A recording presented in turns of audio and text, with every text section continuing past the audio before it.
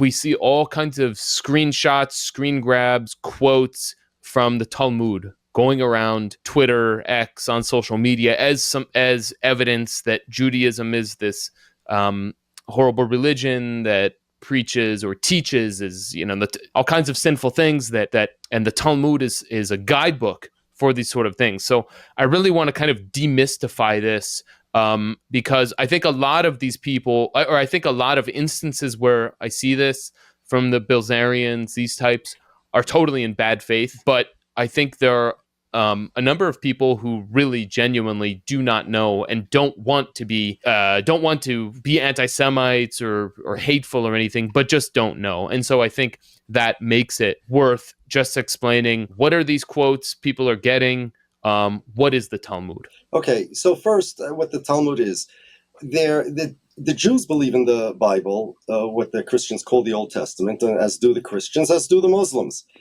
But we have three completely different religions. What makes Judaism different from Christianity, what guarantees that Judaism is different than Christianity and Islam, and many other religions that broke off from Judaism, such as the Tzaddukim, etc., is what we call the oral law. So it's the interpretation of the Bible. But our belief is that when God spoke to Moses on Mount Sinai, he was there for 40 days and 40 nights. It wasn't just the 10 commandments that he got. It doesn't take 40 days and 40 nights to get 10 commandments, but rather Moses in his prophecy was taught by God the keys to understanding the Torah, not merely the written Torah, what we call the Bible. Bible, it means like book, not only the book itself, but the entire understanding and interpretation of it. There could be disagreements in the same sense that there are disagreements about the Constitution. Without going into much detail, the Talmud is pretty much a recording. And I say recording because once upon a time it wasn't even written, it wasn't even allowed to be written because it's oral, so as not to put it in the same category as the Bible, to make the distinction, and for various reasons, it was actually taught generation by generation, teacher to student, but eventually it was written down because it was too difficult for people.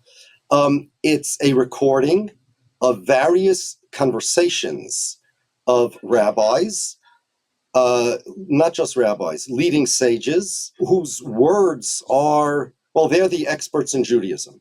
And they are considered authorities. There are various different parts to the Talmud, which we don't have to go into. There's earlier parts, later parts, but the Talmud was recorded in Bavel, which is today basically Iraq. There were 7 generations of rabbis who comprised the main part of the Talmud, meaning the Gemara. The Mishnah was earlier. Basically, it's a recording of the teachings. Imagine classrooms. Imagine going into a giant academy. And we had academies in Pumbedisa, Naharda, Sura. These were academies along the banks of the Tigris and Euphrates rivers. And imagine recording or transcribing various different segments of classes. Now, of course, it wasn't organized with an index or anything like that. And there were various discussions, and these discussions were put together pretty much into what we call the Talmud. Now, because of the non-indexed nature of the Talmud, and because there were all sorts of different opinions and classes and contexts for each class, it's very difficult to understand exactly what the Talmud is talking about. And this is why an expert in Talmud, somebody who could decipher what's going on, is greatly admired. It takes a lot of skill and a lot of knowledge, and it's a lifetime pursuit. I want to tell you something about that. My 25th wedding anniversary, a personal anecdote. The Talmud is about 2,000 folios, about 4,000 pages, and it has no punctuation, very few paragraph markers, no vowels, and there are so many ways. And the reason it doesn't is because since this was just a transcription of classes or discussions by rabbis, Just like any transcription, if you're a court reporter, you need to know where the comma is, where to put a period, where to put a comma, semicolon. But because it was orally handed down, nobody had the authority to commit themselves to putting in punctuation. So we have 4,000 pages of unpunctuated, spare, very rarely even paragraphed discussions from all sorts of different discussions. Some of them seem randomly put in certain place, but it's not random. For my 25th wedding anniversary, I made a surprise party for my wife. But besides taking her on a trip down to a nice exotic place for our anniversary, the real celebration was, and my wife appreciated this much more than the trip, I had completed a cycle of studying the Talmud. It took me many, many years. 20 years it took, even more. And for my 25th wedding anniversary, we invited people. It was a whole surprise party for my wife. There are rabbis, friends of mine that came. What a beautiful way, they said, to celebrate a 25th anniversary. Because it's not easy. It's not hard to read the Talmud. It's hard to understand what it really means. Now, these anti-Semites, the quotes are all completely out of context, fake, or even from books that don't exist. And they mix and match different quotes. So if you tell them there's a book, God Shas, that's quoted. I don't even know what they quote from there. There's no such book. Libra David, no such book. The quotes that they have. So if you have a rabbi in a class that says, okay, so you can kill the Gentile, all right? And that's one of the quotations. But what was the class talking about? And what was the rest of the sentence? And what did he mean? So if you look in the commentaries, so there are all sorts of different explanations, none of which, not a single explanation says that Jews can just kill Gentiles. It is prohibited. And part of the question is that in other places in the Talmud, it says you can't kill Gentiles. Jews are not allowed to do anything that is morally destructive. You can't even harm an animal. You can't cause pain to an animal. You certainly can't kill human beings. It's not allowed. But that particular class, so if you can reconcile all the different contradictions and explain what the source is for this, that would be nice. So you look in the commentators, you'll see various different things. One thing, for example, that yes, it's talking about a war. There was a class. Remember, this is a discussions or class. That class was referring to a war. And Gentile people came, anti-Semites, pagans, to attack a Jewish town. And there was a war. And now the question is, are you allowed to kill somebody in self-defense even if they were good to you in the past? The answer is yes, you can kill him even though he was good. So some of the there are other explanations in the commentators too. So come the anti-Semites and say, look, it says a Jew can kill a Gentile even if he's good. Okay, so all of the quotes are like that. I'll give you another one. It says child rape, something about having relations with a girl under 3 years old. It doesn't say that's permitted. That's absolutely a disgusting act. And what the Talmud just says is that if that happens, the girl is still considered a virgin when she grows up. Regarding various laws and that have to do with virginity. So all of these things are such nonsense. Here's the rule. One, there's a law, natural law, that Jews believe in, that anything immoral, anything damaging to people, even if it's not explicitly prohibited by the Bible doesn't tell us all morals. The Bible tells us certain biblical prohibitions. But if something is not prohibited in the Bible or by Talmudic law, it doesn't mean it's not prohibited. It doesn't mean it's permitted.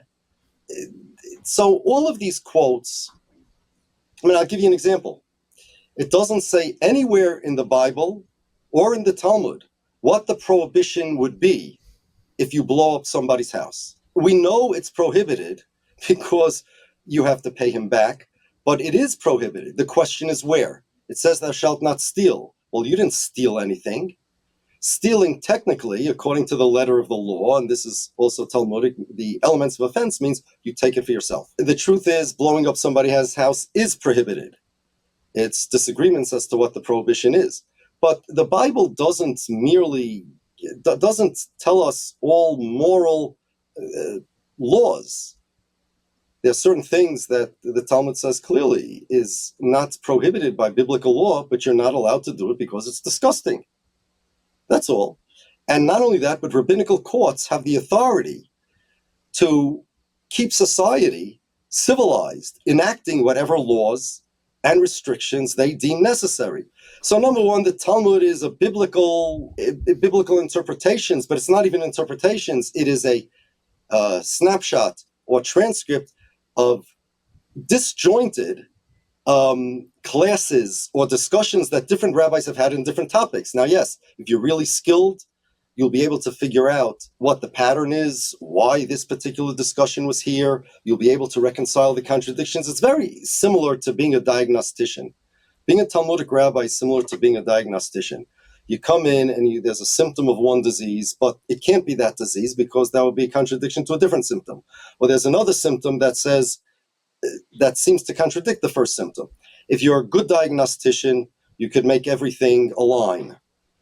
If you're not skilled, you can't.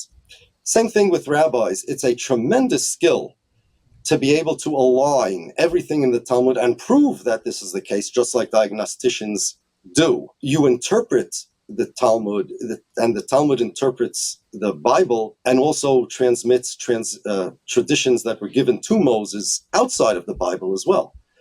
But the word interpret in English has two very disparate meanings.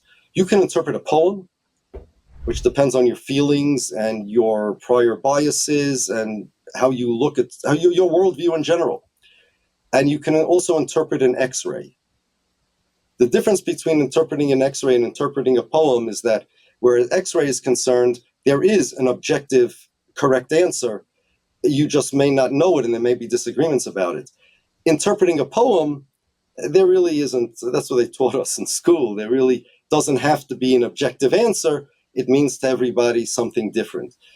Interpreting the Bible is more like interpreting an X-ray. There can be disagreements, but that doesn't mean that everybody just interprets it the way they feel or the way they want or based on what it means to them. The Torah, the Bible is not a poem. It's the Word of God. And the Talmud is the activity of interpreting it. Now, after the Talmud, the activity continued. Before the Talmud, there was interpretations as well. The Talmud is just a put together transcription. Today it's a transcription, again, without punctuation, without an index, without table of contents, just a dump. And I don't mean that in a bad way. I mean that when computer people say a dump of data. It's like a dump of data in terms of what the rabbis were teaching in classes. So no, none of these things these anti-Semites spread are true. Besides which, and this is extremely important, none of this has to do with Israel. Listen, I have a message for all the anti-Semites out there. If you don't like the Talmud, leave Israel alone. Israel has nothing to do with the Talmud. Zionism wanted to erase the Talmud and just go biblical, according to their interpretations, not the Christian fully, and it's not the Muslim interpretation, it's their own interpretation. If you don't like Jews, leave Israel alone, because Zionism has nothing to do with Judaism. If you don't like Judaism, you don't like Judaism, leave Zionism alone. It's me you're after, all right? If you attack Zionism because you don't like Judaism, then you, Mr. Anti-Semite, are also a Zionist. Zionism means the connecting of Israel to the Jews. Zionism means Japan is to the Japanese what Israel is to the Jews. Any connection between me as an American Jew of Polish descent practicing the religion of Judaism with some country in the Middle East 6,000 miles away, that's Zionism. If you, anti-Semite, want to connect me with Israel, you're not only an anti-Semite, you're a Zionist. If you want to be an anti-Semite, then I'll give you advice how to be an anti-Semite. Leave Israel alone. Leave Zionism alone. That has nothing to do with Judaism. It's me you're after. It's my religion you're after, not theirs, because that's the wrong religion if you don't like Judaism.